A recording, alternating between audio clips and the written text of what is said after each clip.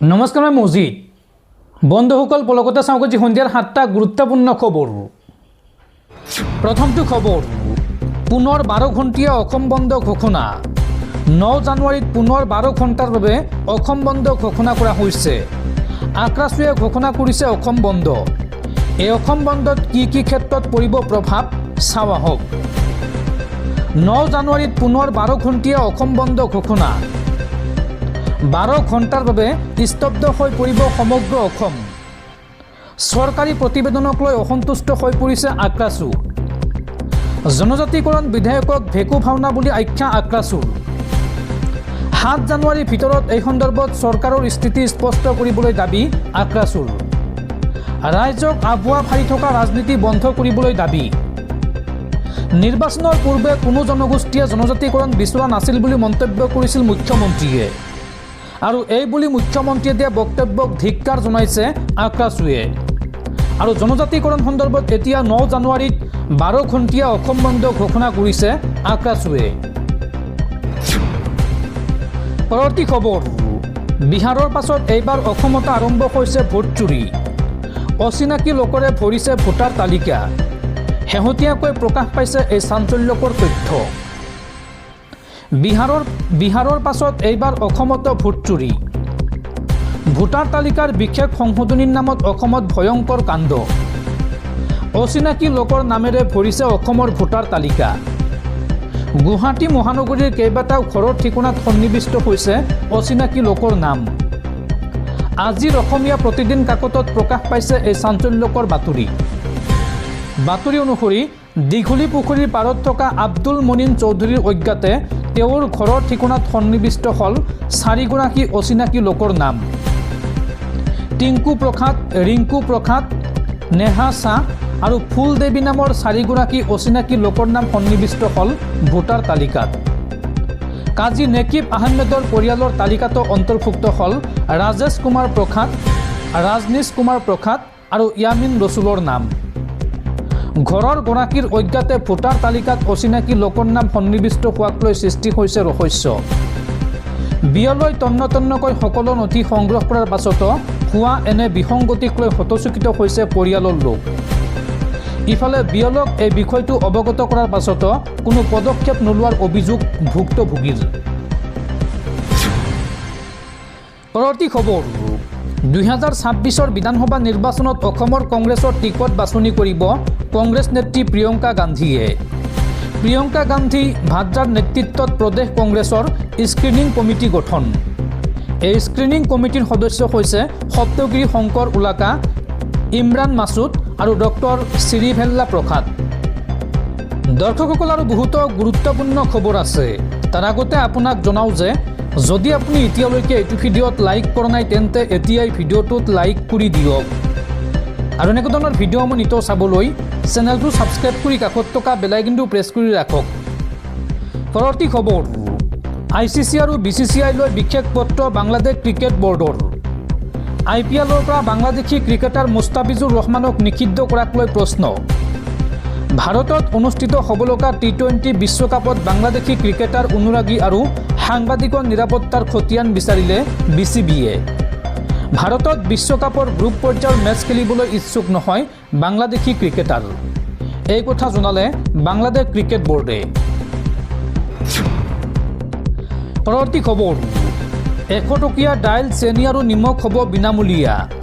ৰাজ্যত অন্ন সেৱা সপ্তাহ চলি থকাৰ মাজতে ৰেচন কাৰ্ডৰ হিতাধিকাৰীলৈ এই ভাল খবৰ দিলে মুখ্যমন্ত্ৰী হিমন্ত বিশ্ব শৰ্মাই। 100 টকীয়া দাইল, চেনি আৰু নিমখ হ'ব বিনামূলীয়া। অন্ন সেৱা সপ্তাহ চলি থকাৰ মাজতে মুখ্যমন্ত্ৰীৰ ডাঙৰ ঘোষণা। ৰাজ্যবাসীয়ে ৰেচন কাৰ্ডৰ যোগেদি পোৱা চাউলেই কেৱল বিনামূলীয়া নহয়, নিৰ্বাচনৰ পিছৰ পৰা দাইল, চেনি আৰু নিমখ হ'ব বিনামূলীয়া। শীঘ্ৰেই ৰেচনৰ হিতাধিকাৰীয়ে ৰেচন কাৰ্ডত লাভ কৰিব মিঠাতেল। ৰেচন কাৰ্ডৰ হিতাধিকাৰীলৈ এই ডাঙৰ খবৰ দিলে মুখ্যমন্ত্ৰী হিমন্ত বিশ্ব শৰ্মাই। পৰৱৰ্তী খবৰ, আমেৰিকাৰ ৰাষ্ট্ৰপতি ডনাল্ড ট্ৰাম্পৰ দাদাগিৰি। মাজনিশা ভেনিজুৱেলাত আক্ৰমণ কৰি ধৰি আনিলে ৰাষ্ট্ৰপতিক। ইৰাক, লিবিয়া আদিৰ দৰে এইবাৰ আমেৰিকাৰ আঘাত ভেনিজুৱেলাৰ সাৰ্বভৌমত্বত। কেৱল সাৰ্বভৌমত্বত আঘাতেই নহয়, ভেনিজুৱেলাৰ ৰাজধানীত মাৰ্কিন বাহিনীয়ে আকাশ অভিযান চলাই ধৰি বান্ধি আমেৰিকালৈ লৈ গ'ল তুলনামূলকভাৱে অতি সৰু স্বাধীন দেশখনৰ ৰাষ্ট্ৰপতি নিকোলাছ মাডুৰো আৰু তেওঁৰ পত্নী চিলিয়া ফ্লৰেছক। শনিবাৰে নিশা সংঘটিত এনে মাৰ্কিন দাদাগিৰিৰ বাতৰি পাই স্তম্ভিত হৈ পৰে সমগ্ৰ বিশ্ব। আমেৰিকা যুক্তৰাষ্ট্ৰৰ ৰাষ্ট্ৰপতি ডনাল্ড ট্ৰাম্পে নিজৰ ছ'চিয়েল মিডিয়া ট্ৰুথ ছ'চিয়েলত দন্তৰে ভেনিজুৱেলাৰ ৰাষ্ট্ৰপতিক ধৰি অনাৰ কথা ঘোষণা কৰি লগতে কয় যে নিউয়ৰ্কত ৰাষ্ট্ৰপতিজনৰ বিচাৰ চলোৱা হ'ব। ৰাষ্ট্ৰপতি মাডুৰোক সপত্নীক ধৰি অনা অভিযানত মাৰ্কিন চৰকাৰী এজেন্সিসমূহে অংশ লয় বুলি ট্ৰাম্পে কয়। উল্লেখযোগ্য যে তৈল সম্পদত অতি চহকী ভেনিজুৱেলাৰ বিৰুদ্ধে ড্ৰাগছ সৰবৰাহ কৰাৰ অভিযোগ আনি আমেৰিকা যুক্তৰাষ্ট্ৰই দেশখনক আক্ৰমণ কৰাৰ ভাবুকি দি আহিছিল। আমেৰিকাত 2020 চনতে মাডুৰোৰ বিৰুদ্ধে ৰুজু হৈছিল গোচৰ। আৰু আজি পুৱতি নিশা অতি গোপনে আৰু অতৰ্কিতে মাৰ্কিন বাহিনীয়ে যুদ্ধ বিমান আৰু যুঁজাৰু হেলিকপ্টাৰেৰে অভিযান চলায়। সাগৰত হস্তম কৰি ৰখা হয় যুদ্ধ জাহাজ।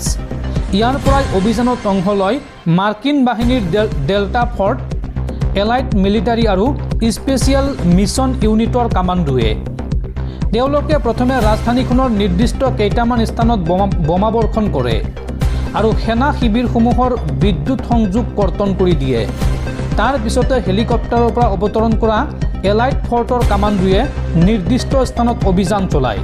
ৰাষ্ট্ৰপতি মাডুৰো আৰু তেওঁৰ পত্নীক ধৰি হেলিকপ্টাৰত উঠাই লৈ তাৰ পৰা আঁতৰি যায়। উল্লেখযোগ্য যে এই অভিযানৰ পূৰ্বে ভেনিজুৱেলাৰ সামৰিক বাহিনী আৰু সুৰক্ষা ব্যৱস্থা নিষ্ক্ৰিয় হৈ পৰিছিল। ভেনিজুৱেলাই চৰকাৰীভাৱে প্ৰকাশ কৰা মতে শনিবাৰে পুৱতি নিশা ৰাজধানী কাৰ্কাছসহ মিৰাণ্ডা, আৰাগুৱা আৰু লা গুৱাইৰা অঞ্চলত আমেৰিকাই বোমা বৰ্ষণ কৰে। ৰাজধানী চহৰত ৰাষ্ট্ৰপতি ভৱনৰ আশে-পাশে আৰু সামৰিক শিবিৰত বিস্ফোৰণৰ শব্দ শুনা গৈছিল।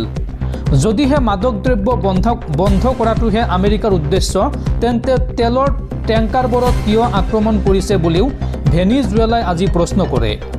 উল্লেখযোগ্য যে কিছুদিনৰ পৰা আমেৰিকাই সাগৰেদি ভেনিজুৱেলাৰ পৰা তেল সৰবৰাহ কৰা টেংকাৰ জাহাজসমূহৰ চলাচলত নিষেধাজ্ঞা জাৰি কৰিছিল। আৰু ইপিনে আমেৰিকাই ভেনিজুৱেলাৰ বিৰুদ্ধে অনা ড্ৰাগছ সৰবৰাহৰ অভিযোগৰ বিপৰীতে বিশ্লেষকসকলে কৈছে যে ভেনিজুৱেলাৰ বিশ্বৰ অন্যতম বৃহত্তম তৈল সম্পদৰ ওপৰত ট্ৰাম্পৰ কুটিল দৃষ্টি পৰিছে। এই ঘটনাৰ তাৎক্ষণিক প্ৰতিক্ৰিয়া প্ৰকাশ কৰি ৰাছিয়াই কয় যে আমেৰিকাই ভেনিজুৱেলাৰ বিৰুদ্ধে সামৰিক অভিযান আৰম্ভ কৰিছে। এয়া অতি উদ্বেগজনক আৰু নিন্দনীয়। ব্যক্তিগত শত্ৰুতাই এই ক্ষেত্ৰত মানুহক নৈতিকভাৱে অন্ধ কৰি পেলাইছে। ইটালীকে ধৰি একাংশ ৰাষ্ট্ৰই কৈছে যে আমি পৰিস্থিতি লক্ষ্য কৰি আছোঁ। ভেনিজুৱেলাত চলা মাৰ্কিন অভিযানৰ বিৰুদ্ধে অধিকাংশ দেশেই সুবিধাজনক স্থিতি গ্ৰহণ কৰিছে যদিও কঠোৰ ভাষাৰে এই কাৰ্যক গৰিহণা দিছে কিউবা আৰু ইৰাণে।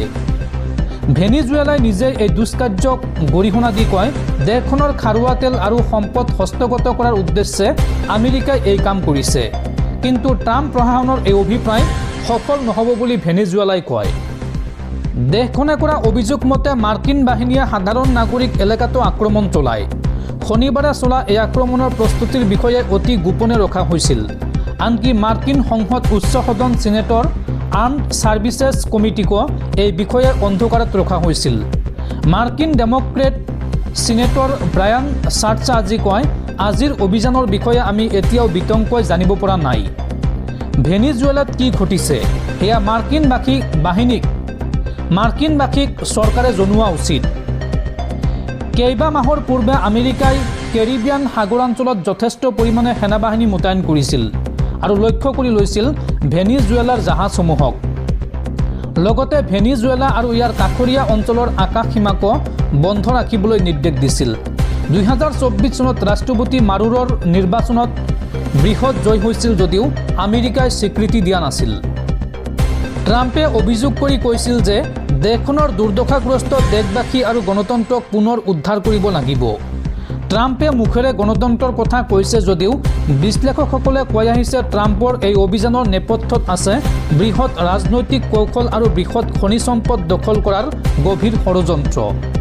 ভেনিজুৱেলাই মাডুৰোক হত্যা কৰা বুলিও আশংকা প্ৰকাশ কৰিছে আৰু যদিহে জীৱিত আছে প্ৰমাণ দিবলৈ দাবী জনাইছে। একাংশই আশংকা কৰিছে যে নিষিদ্ধ সমৰাস্ত্ৰ লুকুৱাই ৰখাৰ অভিযোগ আনি ছাদ্দাম হুছেইনৰ বিচাৰ কৰাৰ নামত প্ৰশাসন চলাই ফাঁচি দিয়াৰ দৰে কামকে কৰিব পাৰে এইবাৰ ট্ৰাম্প প্ৰশাসনে।